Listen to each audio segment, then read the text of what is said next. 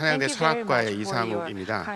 말씀 주신 것처럼 제가 그 정밀의료 자체에 대한 전문성은 지금 뭐 발표하신 외국의 훌륭한 학자님이나 지금 국내에서 실제 그 데이터 관련 작업들, 그다음에 그걸 통해서 정밀의료 연구를 수행하시는 그 두 훌륭한 그 과학자 선생님들한테 비할 바가 아니고요. 당연히 그래서 저는 좀 다른 시각에서, 그러니까 좀 거시적인, 윤리적이고 사회적인 시각에서 이 주제에 대해서 말씀드리고자 합니다. 얼핏 생각하면 특히 이제 그 현재 연구를 하시는 분들은 사명감을 가지고 정말 인류에게 그 좋은 혜택을 주기 위해서 정밀의료 연구를 하시다 보니까 그분들이 이렇게 그 제시하시는 어떤 비전이나 아니면 그 미래 전망 같은 걸 듣다 보면 사실은 굉장히 좋은 거잖아요. 정밀의료가 거기서 뭐가 문제가 되길래 윤리적 고려, 사회적 고려를 하냐 하는 생각을 할 수가 있습니다.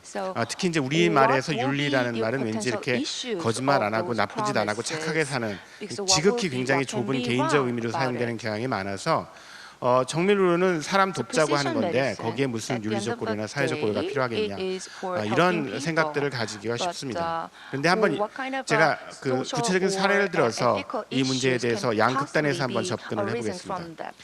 우선 그 방금 그 토론자께서도 말씀해 주셨지만 정밀의료와 관련해서 그 우리가 현재 수준에서, 그러니까 앞으로 먼 미래에는 당연히 훨씬 더 좋아지겠지만 현재 수준에서는 특정 유전자를 가져서 특정 질병에 걸릴 확률이 높다는 점은 예측할 수 있지만 그것에 대한 어떤 그 치료 방법은 없는 경우가 훨씬 많습니다. 물론 있는 경우도 있지만요. 그랬을 때 실제로 개별 환자 입장에서 혹은 여러분들이 정밀의료 서비스를 고려하고 계시다면 실제로 내가 그 질병을 갖고 있는지 알아서, 만약 그 질병이 되게 치명적이라면 갖고 있는지 알아서 얻을 어떤 심리적인 타격에 비해서 실제로 그거에 대해서 우리가 할 수 있는 게 아무것도 없다고 할 때 그것을 아는 것이 왜 그렇게 좋은지에 대해서 좀 생각해 볼 필요가 있습니다. 실제로 이 문제는 추상적인 얘기가 아니라 정밀의료를 훨씬 먼저 실시한 외국에서 수많은 사례들에서 보고되고 있어서 내가 특정한 그 유전 정보, 특히 이제 정밀의료를 통해서 알 수 있는 특정 질환에 대한 정보를 내가 알지 않을 권리들 를 요구하는 사례들도 있습니다. 근데 이제 정밀의료 기술이 사회적으로 널리 사용되게 되면 이 알지 않을 권리를 주장하기가 실질적으로 어렵게 되는 상황이 발생할 수 있습니다. 그런 거에 대한 고려가 필요하고요. 또 한 가지는 정밀의료 기술이 실제로 나중에 정말로 많이 발달해서 혜택을 주기 위해서는 일단 연구가 이루어져야 됩니다. 우리 좌장님께서도 그런 말씀을 굉장히 강조 많이 하셨는데요. 아까 말씀드린 그 기술 영향 평가의 공개 토론회에서 근데 그 연구를 위해서는 상당히 많은 양의 데이터. 근데 중요한 건 방금 토론자께서 말씀하시는 게 유전자 이렇게 뽑아가지고 유전 정보만 가지고선 되는 게 아니라 그 사람의 생활 습관이라든가 전반적인 그 뭐 시기라든가 하여튼 그 사람의 개인 정보에 관련된 수많은 데이터들이 결합되어야만 그 과학적으로 유의미한 정보 데이터베이스를 구축할 수 있습니다. 그런데 우리가 여러분들 개인적으로 한번 생각을 해보세요.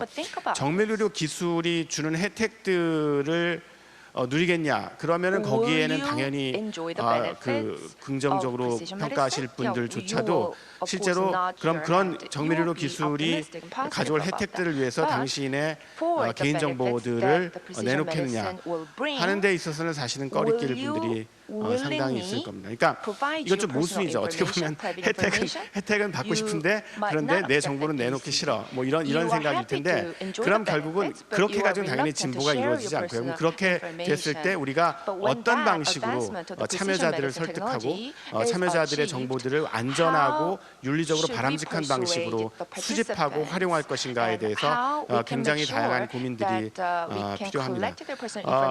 반대편으로 한번 가볼까요? 반대편에는 그 첨단 과학 기술은 어떤 경우에도 항상 그 리스크라고 얘기하는, 그러니까 위험 요인들이 있습니다. 그러니까 왜냐하면 불확실성이 있기 때문이죠. 우리가 정확히 그 어떤 과학 기술이 어떤 형태로 전개되고 그것이 사회적, 그 문화적 어떤 영향을 끼칠지를 그 연구 단계에서 정확하게 예측하기는 어렵습니다.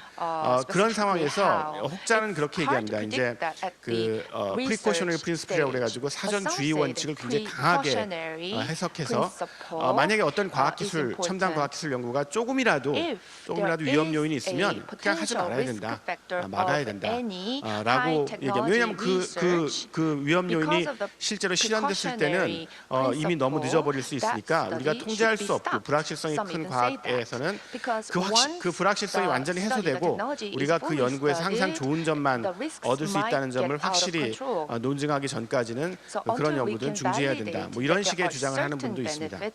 근데 이제 조심할 점이 뭐냐면 얼핏 들으면 굉장히 그 뭐랄까 조심스럽고 사려 깊은 생각이라고 생각될 수 있지만 그 특정 특히 이제 이렇게 정밀 그 프리시전 메디슨 같이 우리가 미래에 어떤 방식으로 전개될지를 잘 모르는 과학 기술일수록 그 기술에 관련된 잠재적 위험 요인을 걱정해서 그 연구를 안 하는 것 자체도 또 다른 위험 요인이 됩니다. 그러니까 무슨 말이냐면 흔히 사람들이 잘못 생각하는 게 특정 과학기술 연구를 안 하면은 그냥 모든 위험이 사라질 거라고 생각을 하는데 사실은 그 연구를 안 함으로써 그거에 그 대비되는 가능성에는 그 연구를 했던 다른 나라들이 가져올 수 있는 혜택들을 사실은 하는 거기 때문에 그 혜택들을 포기할 만큼 사실은 그 위험 요인이 큰지에 대한 진지한 고민이 필요합니다. 근데 이게 어려운 게 아까 제가 말씀드렸듯이 그 위험 요인이 정확히 뭔지를 우리가 정확히 알 수가 없다는 거죠. 불확실하다는 거죠. 그러니까 훨씬 그 위험 요인에 대해서 훨씬 정교한 이해가 필요하고 그리고 제가 조금 이따 금방 말씀드리겠지만 그 위험 요인이 정말 이렇게 고정된 것인가 아니면 우리가 그런 특정 과학기술 연구에 어떤 태도를 취하고 어떤 방식으로 개발하는가에 따라서 그 위험 요인의 성격이 바뀔 수 있는 것인가에 관련된 어떤 논의들 그리고 그 논의들의 결과를 실제로 과학 연구 과정이나 관련된 정책에 반영하려는 노력이 필요하다고 생각합니다. 마지막으로 그럼 그런 구성적 작업들이 어떻게 가능할까를 이 한 가지 사례를 들어서 말씀드리겠습니다. 아까 그 데이터 문제로 돌아가죠. 그래서 제가 약간 우려스럽게 생각하는 게 이제 국내에서 데이터와 관련된 큰 데이터를 모아야 되고 그 데이터 모으는 과정에서 아까 말씀드렸듯이 그 불확실성이 크기 때문에 그리고 굉장히 광범위한 데이터를 모아야 되고 이런 과정에서 기존의 그 의료 현장에서 사용되던 인폼드 콘센트라는 개념, 그러니까 어떤 수술을 하기 전에 이 수술이 성공할 경우 이렇고 실패할 경우 이렇고 이런 위험들이 있고 이런 걸 다 설명한 다음에 자 하실 거예요, 마실 거예요. 동의를 받고 동의를 받았으면 설사 수술이 잘 안 되더라도 동의를 받았으니까 그 사람 책임이다는 상당히 개인주의적이고 개인의 판단과 동의 여부의 모든 그 윤리적인 문제들을 좀 약간 떠넘기는 그런 모델을 확장해서 적용하려는 경향이 있습니다. 무슨 뜻이냐면 유전체 연구들이 일반적인데요. 이 정밀의료 연구도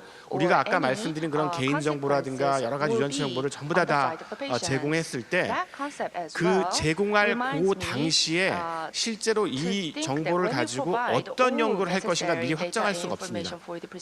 아까 말씀드렸던 불확실성 때문이죠. 그러니까 결국 동의를 어떻게 받아야 되면 흔히 포괄적 동의라고 얘기하는 방식, 즉 이 연구가 내가 제공하는 이 정보가 그 유전체 연구 광범위한 여러 가지 다양한 주제들 그 다음에 정밀의료 연구에 쓰여지고 특히 그 암 연구처럼 인류의 복지와 그 전반적인 그 삶의 향상에 기여할 수 있는 방식으로 써졌으면은 그 전자에서 내가 실제로 그 특정할 수 없어도 지금 단계에서 어떤 연구가 가능할지 특정할 수 없어도 동의한다.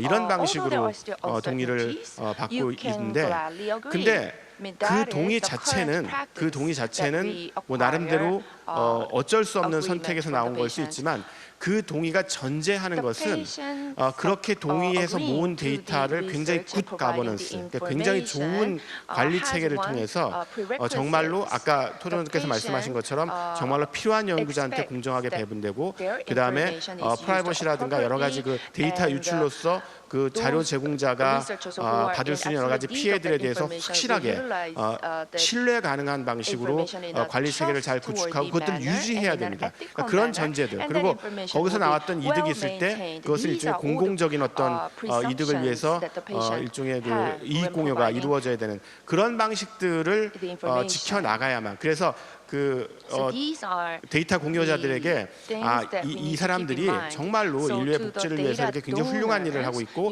그 다음에 혹시라도 있을 사회적 윤리적 문제를 해결하기 위해서 굉장히 노력하고 있고 그리고 실제로도 그 노력이 결실을 맺어서 잘 지켜지고 있다 하는 점을 보여야 됩니다. 그래서 그런 점을 보였을 때는 아까 그 처음에 출발했던 그런 의료계의 그런 인폼드 콘센트, 인지 동의를 벗어나서 훨씬 더 포괄적이고 사회적인 방식의 동의에도 도달할 수 있을 겁니다. 그러니까 결국은 우리가 어떤 방식으로 동의를 받고 어떤 방식으로 데이터를 관리하고 어떤 방식으로 연구를 진행할지에 대해서 훨씬 포괄적인 논의가 이루어져야만 아까 여러분이 들으신 그런 훌륭한 연구들 정말 과학적으로도 훌륭하고 그것의 잠재적 혜택도 굉장히 큰 연구들이 우리 사회를 바람직한 방향으로 바꿀 수 있을 거라고 생각합니다.